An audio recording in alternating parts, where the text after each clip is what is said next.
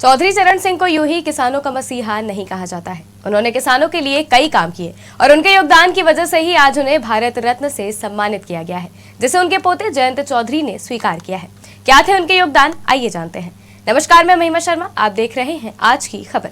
देश के पूर्व प्रधानमंत्री और किसानों के मसीहा कहे जाने वाले चौधरी चरण सिंह को भारत रत्न से सम्मानित किया गया है। दरअसल उन्हें काफी समय से भारत रत्न देने की मांग उठ रही थी। आखिरकार उन्हें अब भारत रत्न मिल गया है। आज भले ही एक तबका कह रहा है कि ये भारत रत्न राजनीति से प्रेरित है, लेकिन उनके योगदान को हम कम नहीं मान सकते हैं। देश के लोग मानते रहे हैं कि चौधरी चरण सिंह एक व्यक्ति नहीं बल्कि विचारधारा का नाम है। बिजनौर के नूरपुर गांव में जन्मे चरण सिंह ने 1926 में लॉ की डिग्री हासिल की। वो देश के 5वें प्रधानमंत्री बने। उन्होंने किसानों के हितों को देखते हुए साल 1954 में उत्तर प्रदेश में भूमि संरक्षण कानून पारित कराया।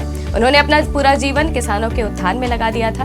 वित्त मंत्री और उप मुख्यमंत्री के रूप में उन्होंने राष्ट्रीय कृषि और ग्रामीण विकास बैंक की स्थापना की। साथ ही सरकारी नौकरियों में किसानों के बच्चों को आरक्षण देने की मांग पहली बार चौधरी चरण सिंह ने ही उठाई थी।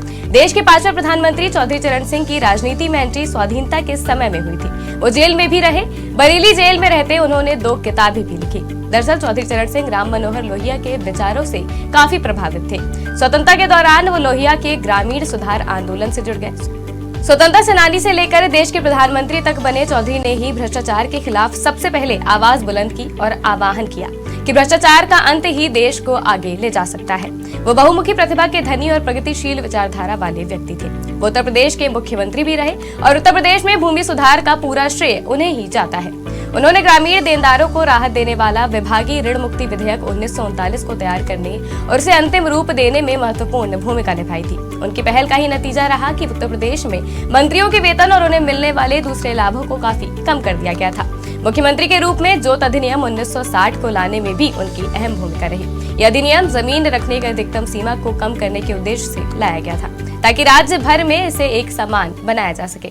चरण सिंह की लोकप्रियता लोगों में आज भी नजर आती है और लाखों किसानों के बीच रहकर मिले आत्मविश्वास से उन्हें काफी बल मिला, जिससे उन्होंने किसानों के लिए कई जरूरी काम किए। फिलहाल के लिए बस इतना ही। देश और दुनिया की तमाम खबरों के लिए देखते रहिए आज की खबर।